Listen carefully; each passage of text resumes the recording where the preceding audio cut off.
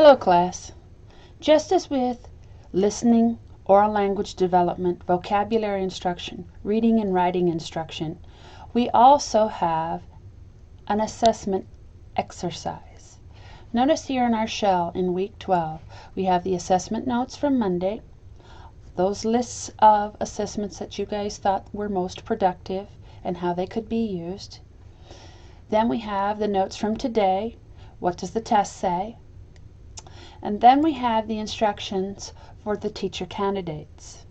What you're going to do is click on these instructions, open up the instructions, obviously type your name, the date, the section, your complete ELL student proficiency level and profile, and then you're going to come down here to these two columns or these two boxes. You're going to look at your original lesson plan.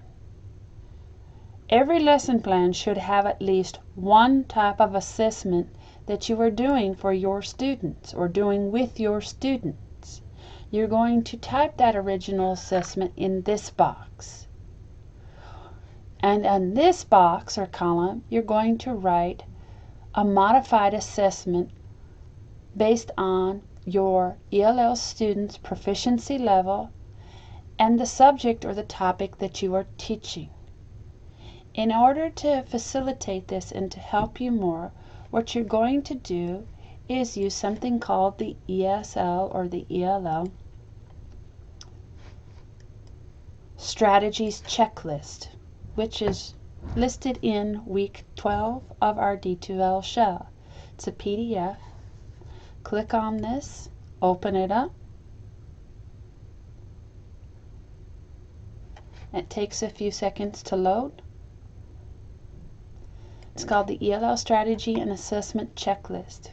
Several years ago, when I was still a graduate student, I was able to attend a really neat conference in which these classroom teachers who worked with their ELL teacher,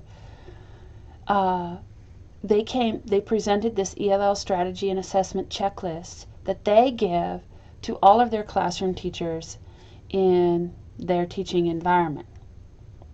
And what you're going to do is open this document.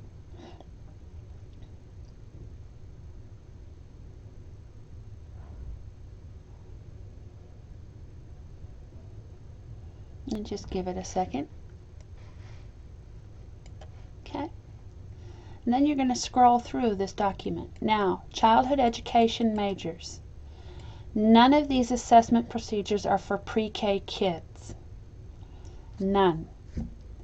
But what you can do is look at grades 1 through 12, or I'm sorry, 1 through 2, and look at the types of assessments that they are doing.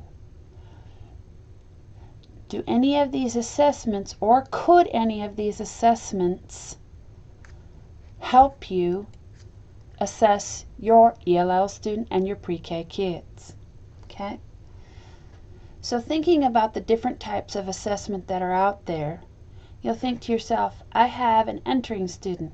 Well, maybe this is what he can do for his strategies, but now I'm going to assess it through role play, oral responses, how he or she points to certain pictures.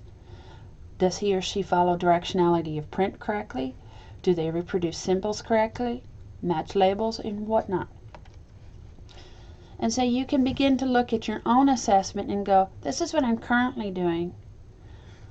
What could I also do to help the ELL student be assessed in my content area and still have them show what they're doing? So again, for the pre-K teachers specifically, you're going to have to look at these for the grades 1 through 12, or 1 through 2nd grade, or 1st through 2nd grade. Now for the more content area or upper elementary teachers, like grades 3 through 5, you'll see language arts. Oh look, perhaps on this or on your original assessment, you're saying, okay, I'm going to have them write 3 to 5 sentences. Perhaps they could do an oral assessment, and you can dictate what they write, and then you can use that later to teach them how to write and to read.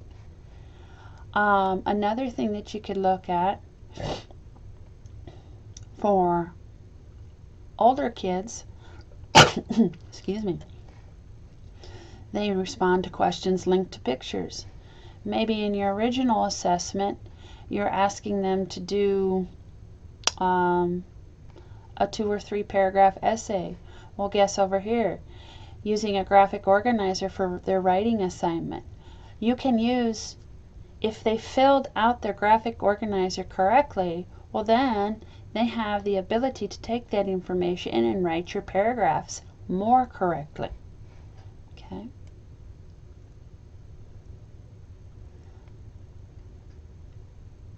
And now we have math, illustrate and label, oral assessments, give examples of things with numbers, draw and label, limit choices for multiple choice. All right.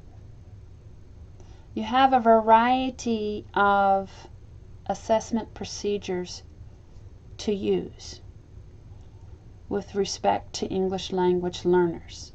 What you need to do as a class and as an individual is simply look at your original assessment, think about your content, think about the grade level, think about of your students, think about the English proficiency level of your ELL student, and find an assessment procedure that would best match or best enable you to assess that child or children in the content, but they're at their proficiency level.